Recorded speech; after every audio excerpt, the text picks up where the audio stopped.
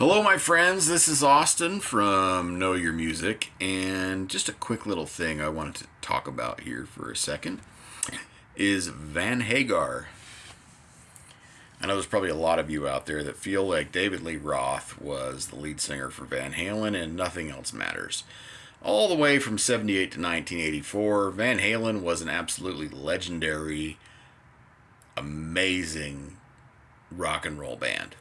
Can't take anything away from them. Everything they really... I'm a fan of each album. Even Diver Down, which a lot of people don't like. I think is amazing. I love it.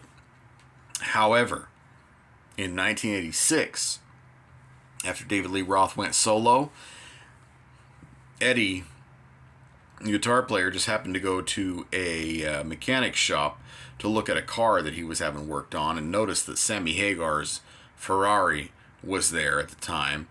And the guy running the shop said, "Hey, you should call Sammy and maybe do something with the guy." You know, asking about his car. He said, "Whose car is this?" He said, "Well, it's Sammy Hagar's." "Oh, yeah, I know Sammy Hagar." "Well, you should call him. Here's his phone number." All of a sudden, 1986 rolls around, 5150 comes out, and we see Van Halen with Sammy Hagar on lead vocals.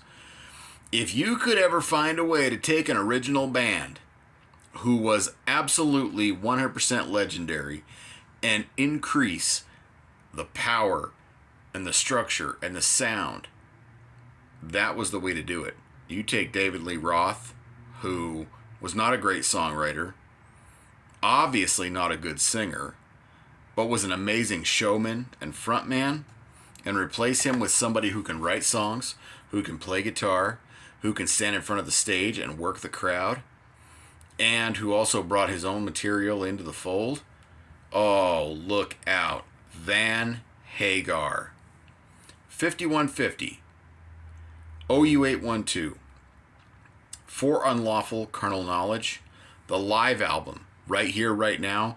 And Balance.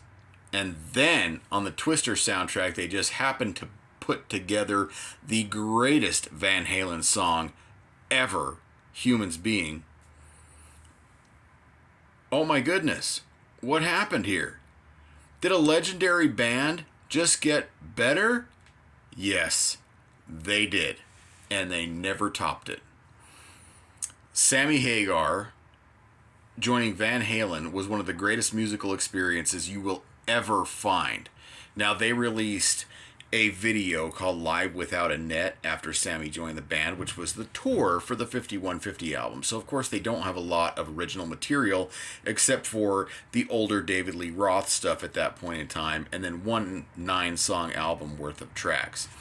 However, if you get on YouTube and look up Van Halen in 1995, at this point in time, Eddie Van Halen is deeply into his Washburn guitar phase. Alex Van Halen, although probably injured most of the tour with a neck problem, is at the absolute top of his game. Michael Anthony has honed in his harmony vocals to absolute perfection at this point, and of course we know he's already one of rock's greatest bass guitarists. And then to have Sammy Hagar on lead vocals and rhythm/lead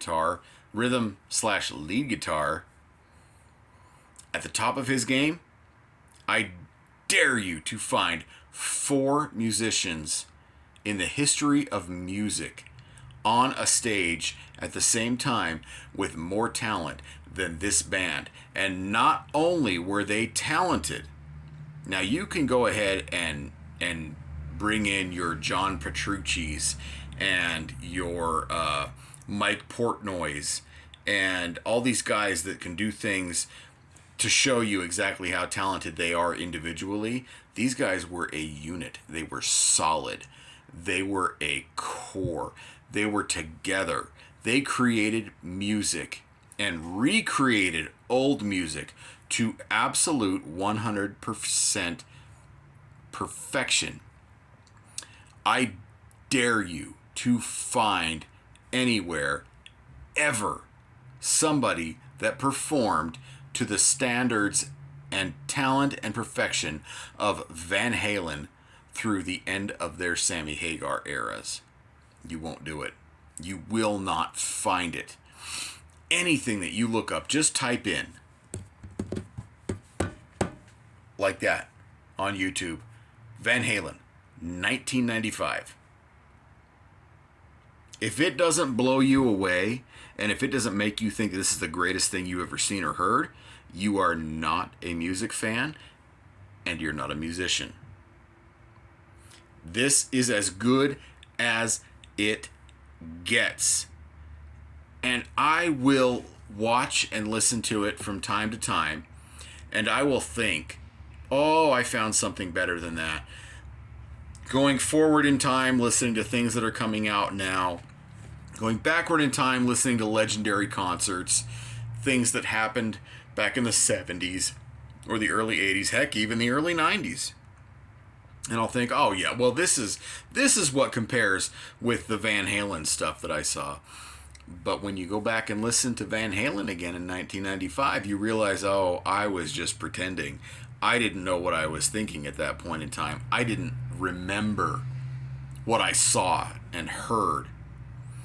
Eddie Van Halen, this is coming from somebody who thinks Jimmy Page is the altar by which guitar players should worship.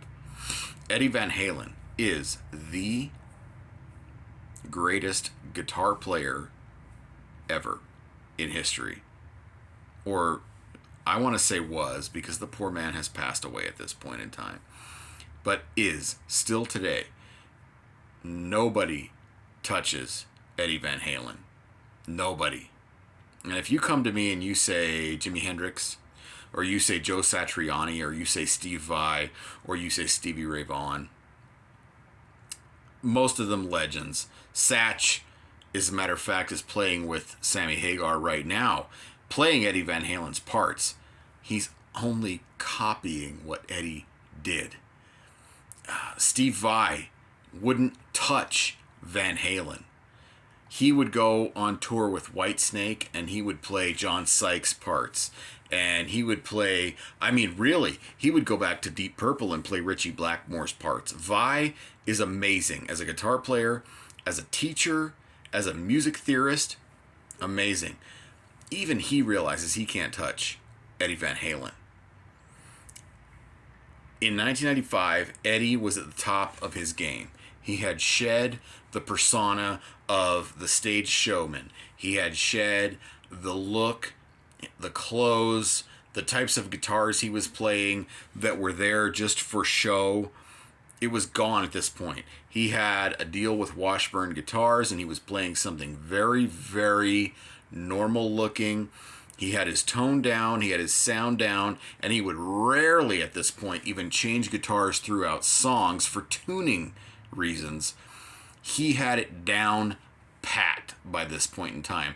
When Van Halen released Balance, that is one of the greatest rock albums ever, start to finish.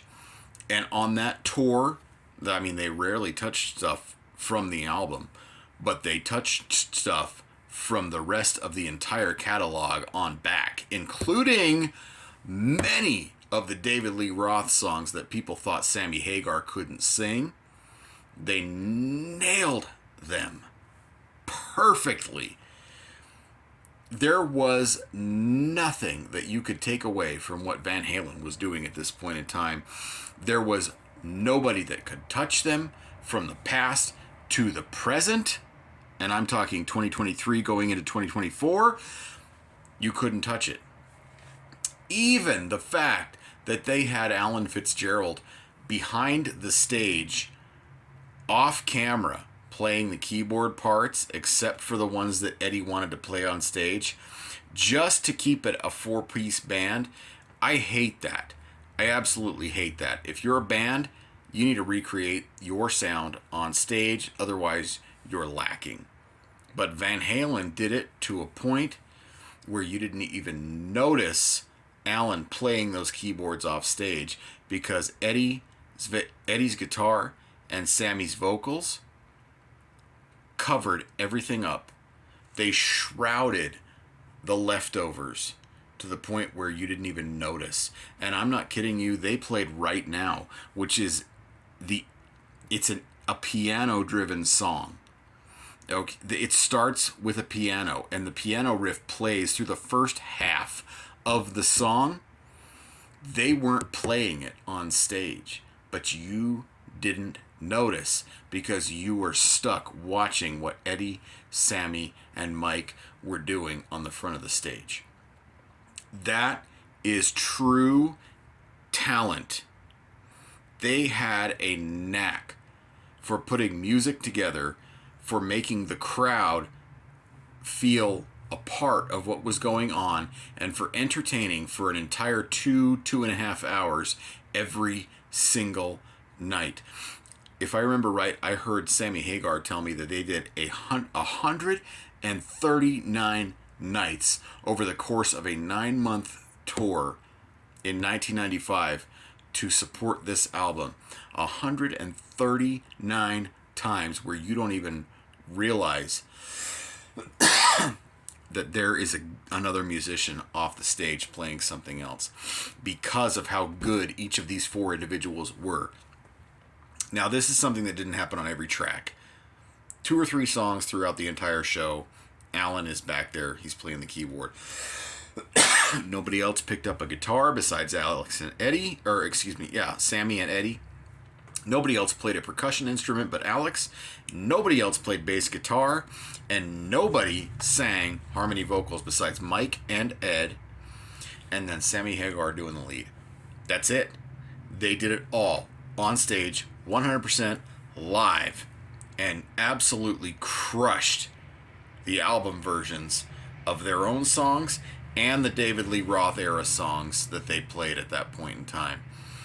It has been so well documented to this point since 1995, even after Van Halen reunited with David Lee Roth for a couple of tracks and then a full album, that David Lee Roth was mad. He hated Van Hagar, especially from the 1995 era. He won't say it, but you can tell it's because of how good they were. When David was on stage with the band, they didn't sound like this. They couldn't touch this. David Lee Roth was a showman, and there was nothing more about him. He had a high register. He could hit some notes. But as a songwriter and a singer, he was average at best, and sometimes even below average, because he could not stay on key while he was on stage. Now, on the albums, he sounded great, and it fit well with what Alex and Eddie were putting together musically. But with Sammy Hagar as the leader of the band, you have, to coin the phrase, the best of both worlds. The song that Van Halen did to end their album in 1991, Best of Both Worlds. Sorry, had to do the dad joke at that point. You've got Sammy, who has already perfected his musical skills, has sold tons and tons and tons of records. Even though he had guitar players that were world-renowned playing with him on his albums, there were a couple of records that he did that didn't have anybody but a bass player and a drummer, because Sammy played the guitars. That's what he brought to this band. He was a guitar player, again, singer, songwriter, arranger. There was no way that this could be topped. And I'm talking, if you saw Led Zeppelin in 1976, you'd have a hard time topping Van Halen in 1995. And I am a Zeppelin fan. I'm an Alter Bridge fan. I saw them this year, and they crushed it. They absolutely crushed it. They killed every single song they played and drove the 2 opening bands completely out of the venue that they were playing. They were that good. They were that perfect. But to compare them to Van Halen in 1995, it can't be done. It cannot be done. We're talking Bad Company, 1975, 1976. We're talking, like I said, Zeppelin, 1976. Yes, in 1977. Who else could you even throw out there? Electric Light Orchestra in 1979. You can't touch what Van Halen did in 1995. This is amongst Alice in Chains, Metallica, Soundgarden, the Red Hot Chili Peppers, Perry Farrell's bands, both of them. Jane's Addiction and Porno for Pyros were both at the top of their game at this point in time. Name it. The Smashing Pumpkins. Name it. You tell me, even what was popular at the time. Pearl Jam. Cannot touch what Van Halen did at this point in time. And that is not to take away from what any of these bands did. Because some of these bands at this point in time were at the top of their game, and they were playing sets that drew people in and held them for the entire length of the set they were playing. It didn't match what Van Halen was doing at the time.